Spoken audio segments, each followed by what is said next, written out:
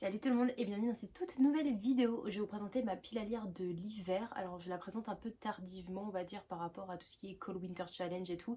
Mais c'est vrai que je vais pas faire de challenge cette année.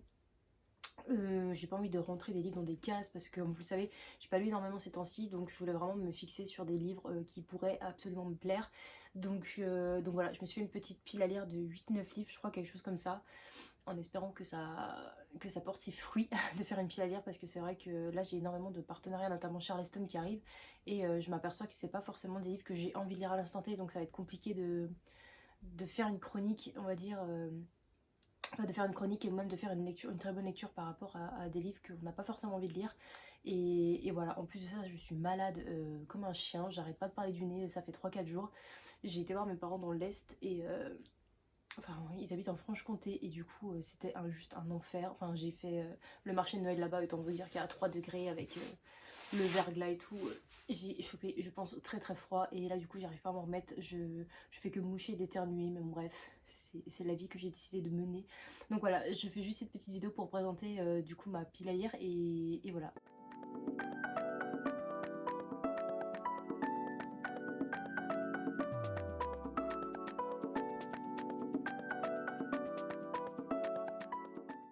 J'ai quand même posé mon thé, ça va être plus facile pour vous les présenter. Alors, j'ai mis un petit peu de tout, franchement. J'ai mis des livres qu'on m'avait prêtés, j'ai mis des livres que j'ai récupérés, j'ai mis des livres qui sont là dans ma palle depuis des années et des années. Mais je vais commencer du coup par La Légende des Quatre, donc le tome 3. Je me rends pas compte si je parle fort ou pas parce que j'ai le nez tellement pris que mes oreilles sont bouchées. Mais bref, tout ça pour dire que je vais mettre le tome 3, j'aimerais bien le lire parce que c'est vrai que j'avais adoré ce début de saga. Et voilà, j'aimerais bien la terminer, il faut que je commande le tome 4 soit sur France Loisirs, mais ça va être un peu compliqué parce qu'ils ont mis en place d'autres trucs en ce moment en France Loisirs, ou soit alors j'irai directement l'acheter dans une autre version, c'est pas bien grave même si la taille n'est pas la même, mais ça me tente énormément, donc j'aimerais bien le terminer, ce serait quand même plutôt chouette, espérons-le. Ensuite, ça c'est un livre que ma belle-sœur m'a prêté, ça fait quand même quelques mois maintenant qu'elle me l'a prêté. Je me suis dit que pour l'hiver ça pourrait être sympa. Il s'agit d'un goût de cannelle et d'espoir de Sarah McCoy, et voilà, elle m'a dit que c'était un livre, je lui ai dit ouais, je me réserve ce livre pour enfin, pour cet hiver et tout, pour Noël et tout. Elle me dit ouais, franchement t'as raison et tout, fais-le, sauf que je lis pas forcément, donc si j'arrive à le lire, j'ai envie de vous dire tant mieux. Et voilà, j'aimerais bien le lire. Elle m'a vendu énormément bien ce livre, et puis c'est pas la première fois que j'en entends parler. Je pense que chaque Noël ou chaque hiver ce livre ressort mine de rien, donc c'est pas pour rien. Je sais qu'on est en 1944-45, donc ça va pas être quelque chose de très très léger à lire, mais d'un côté les faits historiques ça passe toujours bien. Et puis voilà, j'ai envie de lire des romans dont tout le monde parle en fait, mais pas forcément des romans qui sont... Quand je dis tout le monde parle, c'est tout le monde parle en bien, pas forcément de la surconsommation ou de la surpublicité qu'on peut voir un peu partout sur Instagram ou autre. Donc voilà, j'aimerais bien le sortir un peu de ma palle, qui n'est pas vraiment partie de ma palle quoi. Ensuite, je me suis mis un début de saga de Catherine Arden, il s'agit de L'Ours et le Rossignol. Et en fin de compte, je l'ai mis dans ma pile à lire de cet hiver, tout simplement parce que ça fait référence à des contes russes et j'ai absolument envie de lire des livres qui se passent en Russie en ce moment. Donc je ne sais pas forcément pourquoi, mais ça m'attire énormément. Je sais qu'on est en hiver en plus, donc c'est parfait. Et voilà, si je peux le sortir, tant mieux. Si je peux pas le sortir, et ben ce sera pour une prochaine fois, c'est pas bien grave, mais voilà, c'est vrai que ça me tente énormément. Je sais pas exactement de quoi ça parle, je sais juste qu'on est en plein hiver et que c'est inspiré des contes russes, donc ça me suffit pour l'ajouter à ma pile à lire pour cet été, enfin pour cet hiver, pardon. On est loin d'être en été. Et ensuite, alors une autre saga que j'aimerais continuer, mais c'est vrai que c'est une grosse saga et les livres ne sont pas forcément petits, il s'agit de Gardien des cités perdues, donc là c'est le tome 2 Exil de Shannon Messenger. Et, et voilà, je sais que le tome 1, alors c'était pas non plus un coup de cœur, mais c'était une très bonne lecture. Et vu que j'ai 3 premiers tomes dans ma palle, enfin du coup j'ai que les 2 prochains, et ben je me dis pourquoi pas continuer tranquillement, même si je lis un seul tome chaque année, ce sera toujours ça de prix. Donc voilà, je crois qu'il y en a 8 et quelques, donc il faut que j'avance absolument dans cette saga parce que sinon ça risque d'être compliqué à rattraper tout ça.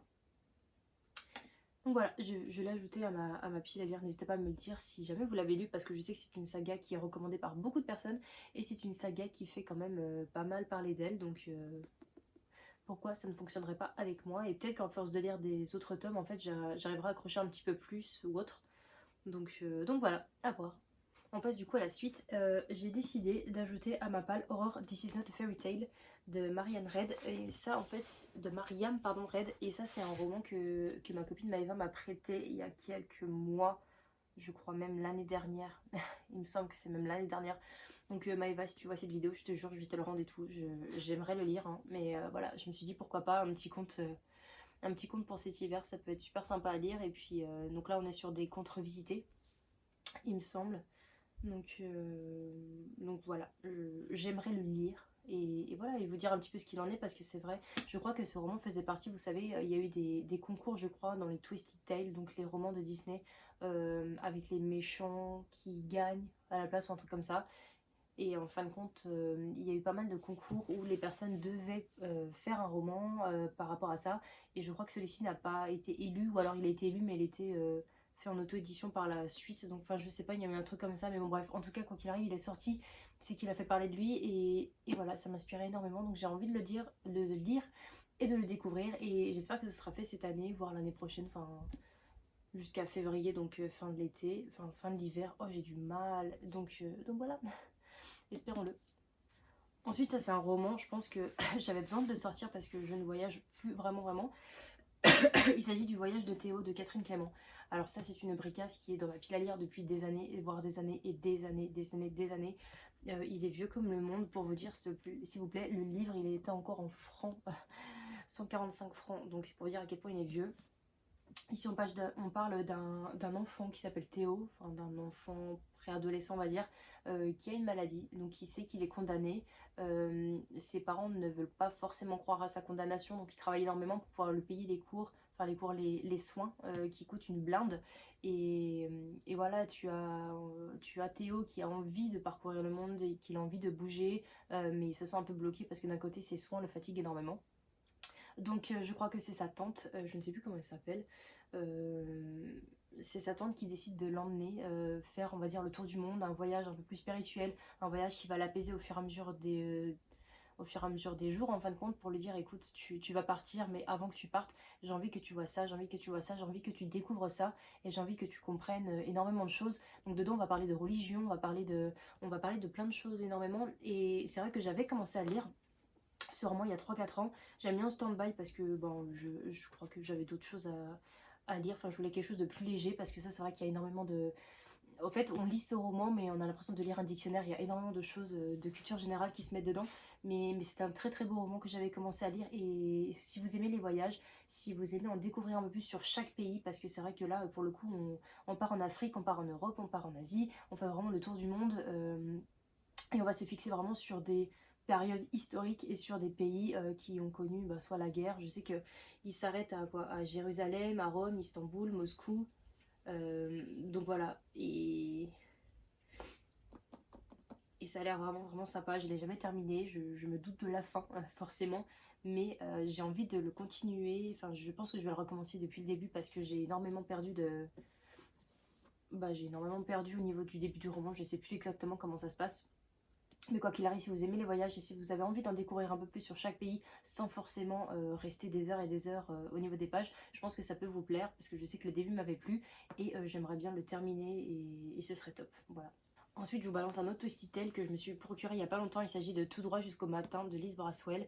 Donc là, on est sur le Twisted Tale de Peter Pan. Donc c'est Et si Wendy s'était rendue au pays imaginaire avec le capitaine Crochet. Donc voilà, c'est un beau bébé également, hein. Il fait 445 pages. Quoique c'est écrit léger, dans le sens où il y a quand même pas mal d'espace, donc c'est plutôt sympa. J'ai envie de le découvrir parce que je sais que les Twisted Tales et même les romans que je lis, aïe, comme ceux-ci, la saga des vilains, ça se lit quand même super vite parce que c'est écrit gros et puis ça reste un truc qui est spécial jeunesse, donc forcément on passe moins de temps sur les lignes, il y a moins de descriptions, il y a moins d'aspect psychologique où tu dois vraiment te mettre dedans pour pouvoir lire. Là c'est vraiment très fluide, t'as l'impression de regarder un Disney ou un téléfilm de Noël, donc c'est juste parfait. Et pourquoi pas tenter celui-ci du coup. Et enfin le dernier roman, je vous mets un petit thriller quand même parce que sinon ça ne sert à rien que je vous présente autant de romans s'il n'y a pas un seul thriller dedans. Donc il s'agit de Jour de glace de Maud Tabachnik, je sais pas comment ça se prononce. Je l'avais acheté à France Loisirs et depuis que je l'ai reçu, ma mère me l'a volé et me l'a juste rendu là du coup. Et voilà, elle l'a adoré, donc du coup ça me réconforte dans mon choix. Ici on va suivre une femme qui travaille en tant que gardienne dans une prison. Donc on est au Canada. Imaginez-vous un hiver très très glacial. Imaginez-vous en fait une prison paumée en plein milieu de nulle part, en plein milieu des forêts ou je ne sais quoi. Et en fin de compte, il y a une coupure d'électricité et toutes les portes s'ouvrent. Et nous suivons notre jeune gardienne qui va devoir se sauver les fesses pour pouvoir d'un côté réparer et on va dire neutraliser tous les prisonniers et d'un côté se sauver parce que bah, elle est clairement dans la merde. On parle de quelqu'un qui est toute seule face à énormément de choses, enfin de énormément de choses, énormément d'hommes qui sont, ben, on passe de violeurs à pédophiles à meurtriers, donc il y a de tout et voilà, donc c'est pas rassurant mais ça me tente mais tellement quand j'ai lu la quatrième de couverture, quand j'ai commandé sur France Loisirs, je l'ai même pas lu en entier de ce qui a marqué là. J'ai juste lu comme quoi les portes de prison s'ouvraient et qu'il y avait une gardienne qui était toute seule pour pouvoir se sauver. Je me suis dit mais ça c'est un truc qui ça doit être super allaitant à lire. Donc je l'ai mis directement dans ma pile à lire de cet hiver. Et voilà, pourquoi pas le lire également. Et voici pour ma pile à lire. Voilà, j'ai mis énormément de trucs assez divers.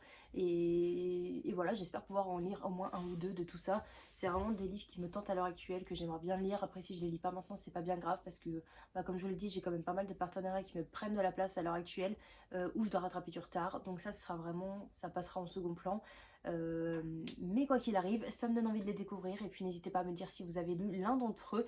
Et n'hésitez pas à me dire également si vous avez préparé une petite pile à lire pour cet hiver, j'ai du mal, ou si vous participez à des challenges. Voilà, voilà. Du coup, je vous fais de très gros bisous. Je vous retrouve sûrement la semaine prochaine, donc je sais pas quelle heure, parce que là, vous pouvez le voir que c'est le yo-yo au niveau des horaires pour moi.